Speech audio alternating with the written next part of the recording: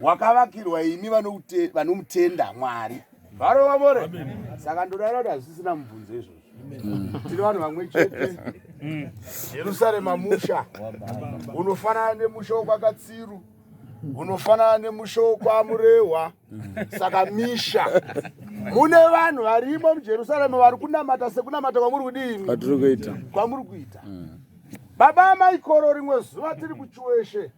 Paita mubvunzo wemenduro. Vakapindura vachiti Johani naManueri vanhu vako vaungana. Haleluya. VaJohani ndimi munenguo chena musina kunyorwa. VaManueri ndo vane zvavakadiya zvavakanyorwa. Ndo mapinduro akaitwa nababa amaikoro gore iroro. Haupikise ini. Unopikisa amaikoro ndinourombo kana zvakataura usiku. Haleluya. Dai wanga uripo ungadai wakapindurira futi muzubi. Iwo zvino wakadyiwa nenguva. Haleluya. Amen. Ndinotenda zvikuru indakamirira Jerusalema. Ndakamirira guruve. Ndine vakomana veguruve, ndine vakomana veJesu vanopano simukai vakomana.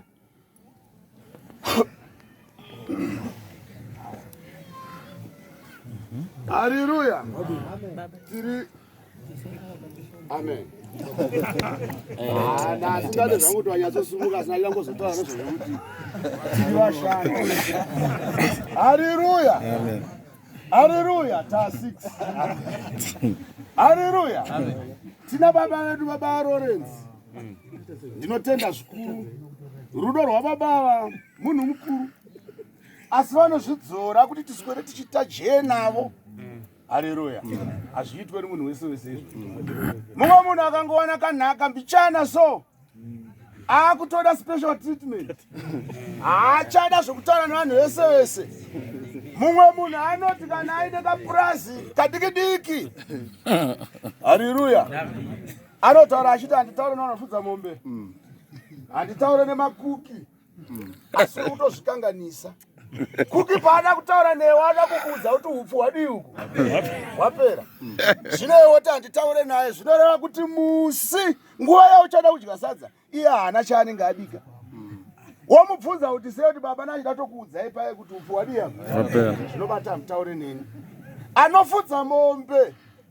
Awakaramba kutaura naye ada tokuudza kuti zibhuru redu riye ranyura kumadhaga uku.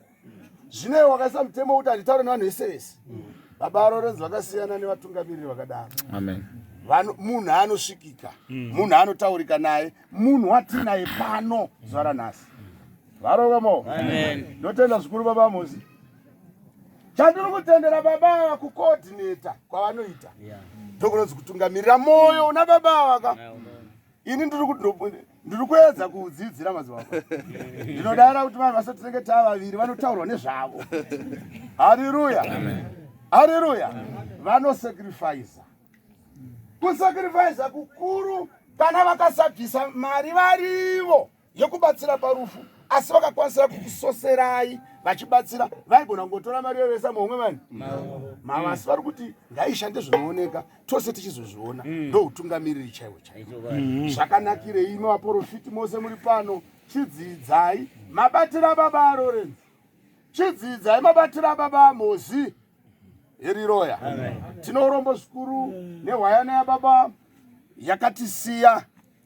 Tinosangana Jerusalema. Tinosangana Jerusalema. Tinosangana